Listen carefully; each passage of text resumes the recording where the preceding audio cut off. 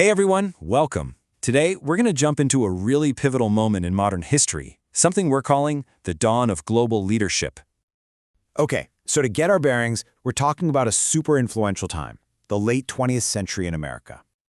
And what's so fascinating about this story isn't just what happened, but the why behind it all. We're going to explore how a nation's whole philosophy, its very idea of itself, actually shaped its rise to power on the global stage. So let's dive in. Our story really kicks off right as a new global leader starts to emerge. And here's the fundamental shift, the big change of the era. The United States steps onto the scene in a way it never had before. It becomes the global leader. But, that immediately makes you ask a pretty big question, right? I mean, it's one thing to become a leader, but what did that leadership actually look like? What was the philosophy, the big idea, driving it all? And that question brings us right to the first piece of the puzzle. This really powerful ideal, a call to country. You've probably heard this a million times, but it just perfectly captures this ideal. It's John F. Kennedy's famous line, "Ask not what your country can do for you, ask what you can do for your country." And look, this was so much more than just a great soundbite. It was a genuine call to action, a plea for civic duty and for everyone to feel a sense of shared responsibility. But here's the thing. That amazing, soaring ideal, it's really only half the story. To get the full picture, we have to look at the other side of the coin, the reality of an imperfect democracy. Because, you see, at the exact same time, that very same leader was being incredibly honest. Kennedy came right out and said it.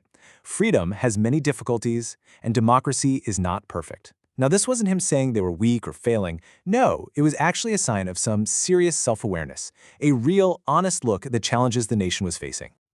So think about this for a second. You've got these two big ideas living right next to each other. On one hand, you have this inspiring ideal, this call for everyone to step up and contribute. But on the other hand, you've got this dose of reality, a blunt admission that the system itself has flaws. And that just leads to a huge question, doesn't it? How can a nation possibly lead the world when it's holding both of these seemingly contradictory ideas in its head at the same time? Well, that very question leads us right to the outcome. And honestly, it's pretty surprising. It turns out, holding that tension led to an expanding influence. So the result of this paradoxical mindset, right? This mix of high-minded ideals and a clear-eyed view of reality was undeniable. America's influence grew. It's wild. The two ideas weren't fighting each other. They were somehow working together at the exact same time, and it was working.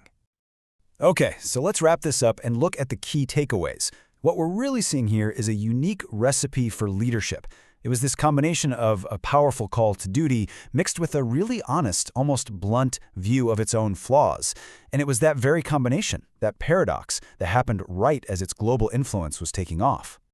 And all of this leaves us with a really big question, one that goes way beyond just this period of history. It's something to really think about. What happens when an imperfect democracy becomes a global leader?